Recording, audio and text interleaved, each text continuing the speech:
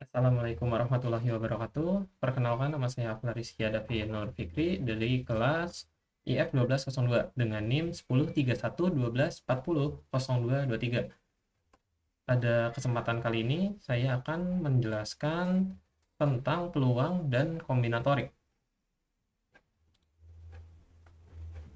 Baik, saya langsung masuk ke materinya. Di sini pertama ada pendekatan peluang yang dimulai dari pendekatan klasik. Didasarkan pada asumsi bahwa seluruh hasil eksperimen memiliki peluang yang sama atau equally likely. Pendekatan ini bersifat objektif dan dapat diketahui tanpa percobaan langsung, seperti pelemparan koin atau pelemparan dadu. Jadi maksudnya, tanpa kita melihat atau mencoba secara langsung, kita sudah mengetahui bahwa koin itu memiliki dua sisi. Sehingga setiap sisinya ketika kita lempar memiliki peluang 1:2. Yang kedua, ada pendekatan subjektif. Berdasarkan subjektif, pendekatan peluang merupakan hal yang berdasarkan keyakinan individu, pengalaman, intuisi, dan justifikasi personal. Contohnya adalah ramalan cuaca, prediksi hasil pertandingan, dan sebagainya. Jadi kalau pendekatan subjektif ini lebih ke arah setiap individu itu memiliki peluang atau pemikiran masing-masing, baik itu yang didasarkan pada pengalamannya ataupun data-data terkait. Yang ketiga adalah pendekatan aksiomatik, yaitu probabilitas sebuah kejadian A dinyatakan dengan peluang A harus mengikuti 3 aksioma utama. Yang pertama, peluang A itu harus lebih besar sama dengan 0. Karena sebuah peluang itu tidak mungkin nilainya di bawah 0 atau negatif. Yang kedua, jumlah peluang ruang sampelnya itu jika jumlahkan adalah 1. Dan yang ketiga, yaitu untuk kejadian yang saling lepas atau mutually eksklusif, peluang gabungannya adalah jumlah dari peluang masing-masing kejadian.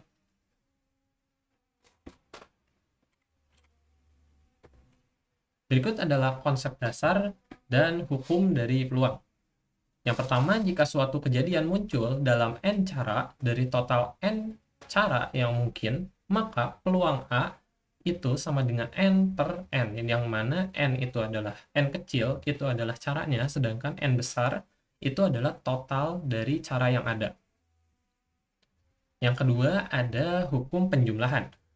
Hukum ini digunakan untuk mencari peluang A atau peluang B, di mana peluang A gabung B itu sama dengan peluang A ditambah peluang B dikurangin dengan peluang A di irisan peluang B. Yang ketiga ada hukum perkalian. Hukum ini digunakan untuk kejadian yang independen, di mana peluang A iris B itu sama dengan peluang A dikali dengan peluang B.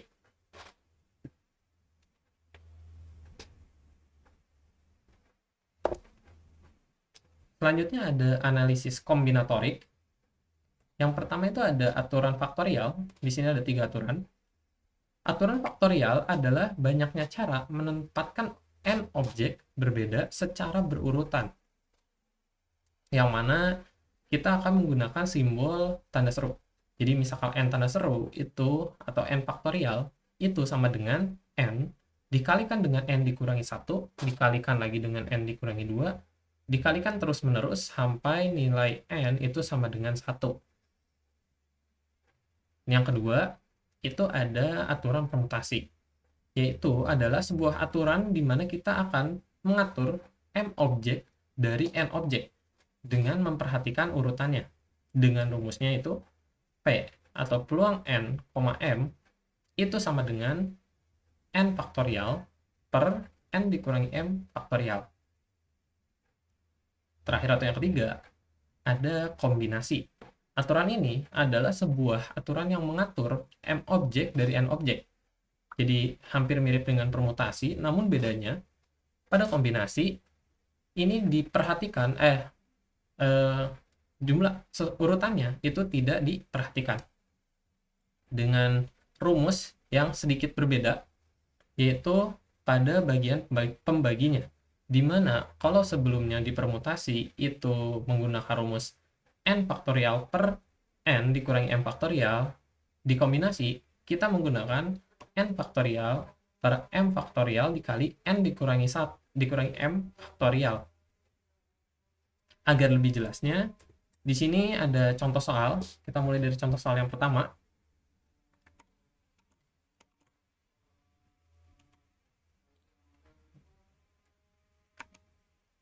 Oke, jadi di sini ada contoh soal 1, di mana ada 3 mata pelajaran ujian nasional akan dilakukan dalam 5 hari, yaitu dari hari Senin sampai dengan hari Jumat. Jika tidak boleh ada ujian di hari yang sama, berapa banyak jadwal yang berbeda? Ini adalah contoh soal untuk mencari permutasi. Kenapa? Karena di sini urutan harinya itu masih diperhatikan. Pertama-tama yang harus kita lakukan adalah mencari nilai n dan nilai m berdasarkan soal yang diberikan. Dari soal, kita menemukan bahwa jumlah datanya, atau n, itu adalah 5. Kita ambil dari akan dilakukan dalam 5 hari. Lalu selanjutnya, jumlah caranya yang mau kita cari itu adalah 3. Dilihat dari 3 mata pelajaran ujian nasional. Jadi kita akan mengurutkan atau kita menentukan jadwal dari 3 mata pelajaran. Menggunakan rumus permutasi, kita akan tulis dulu P dilanjutkan dengan jumlah total caranya dan cara yang mau kita tentukan, 5 dan 3. Lalu kita isikan juga sesuai dengan rumusnya. Kita kembali dikit. Nah, di sini rumusnya adalah n faktorial per n dikurangi m faktorial. Maka di sini kita tulis n faktorial berarti 5 faktorial per 5 dikurangi 3 faktorial.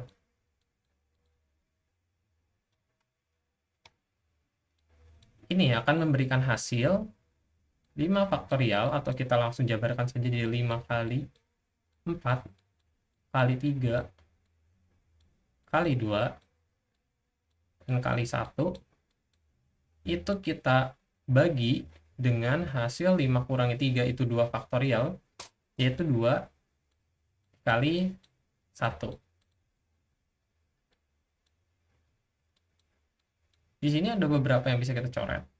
Yang pertama adalah 1, karena perkalian ataupun pembagian satu hasilnya itu adalah bilangan yang dibagi atau dikali itu sendiri.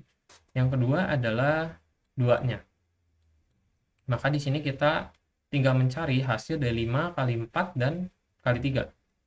5 kali 4 itu hasilnya 20, dan dikali 3 maka hasil akhirnya adalah 60. Sehingga di sini kita dapat mengetahui bahwa banyaknya jumlah jadwal, pengaturan jadwal yang berbeda untuk 3 mata pelajaran ini adalah 60 cara.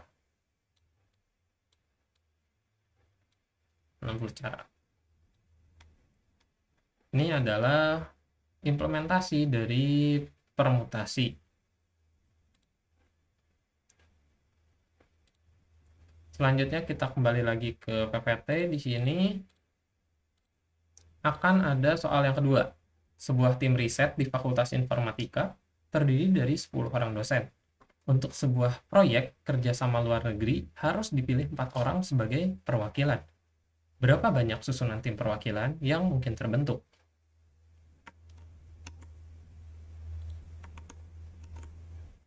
Sekarang kita ke soal nomor 2. Ini adalah contoh soal untuk kombinasi. Di kombinasi sendiri, kita tidak perlu lagi memperhatikan susunannya. Tapi seperti sebelumnya, kita akan mencari dulu nilai dari n serta nilai dari m. N di sini, itu jumlah data, adalah 10 orang dosen.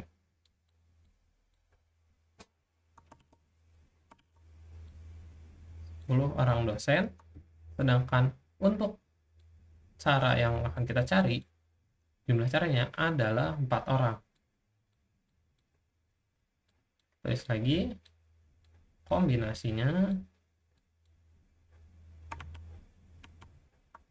nilai n akan langsung kita ganti dengan nilai yang sudah kita temukan, yaitu 10, serta nilai m-nya kita ganti dengan 4. Rumus kombinasi adalah n faktorial, berarti 10 faktorial, dibagi dengan 4 faktorial, dikali 10 kurang 4 faktorial. Maka hasilnya adalah 10 faktorial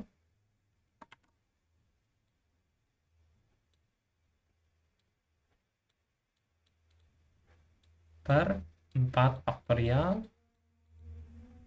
dikalikan dengan 6 faktorial. Kita bisa membagi lebih dahulu, kita coret bagian 6 faktorial dan 10 faktorial, maka hasilnya adalah 10 dikali 9 dikali 8 dan dikali 7 dibagi dengan 4 faktorial, yaitu 4 kali 3 kali 2. Bisa kita coret bagian 4 dan 2 untuk 8, nanti dia menghasilkan 1, dan di 3 itu kita bisa mencoret 9. Maka di sini kita tinggal cari nilai dari 10 kali 3 kali 7. 3 dikali 7 210, dikali 21 dikali 10 itu 210. Maka dengan cara kombinasi kita menemukan banyak susunan tim perwakilan yang mungkin terbentuk adalah 210 cara.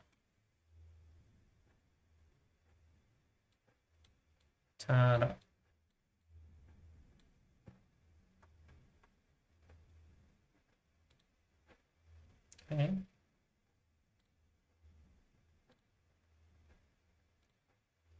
Baik, jadi kesimpulannya, teori peluang adalah alat matematis untuk mengukur ketidakpastian melalui pendekatan klasik, subjektif, ataupun aksiomatik. Analisis kombinatorik seperti permutasi dan kombinasi itu menjadi sebuah fondasi dalam menghitung ruang sampel. Sedangkan prinsip kejadian saling bebas memungkinkan pemodelan keandalan sistem seri maupun paralel.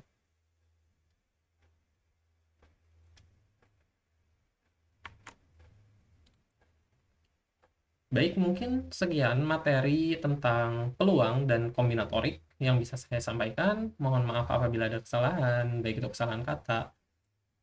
Cukup sekian. Wassalamualaikum warahmatullahi wabarakatuh.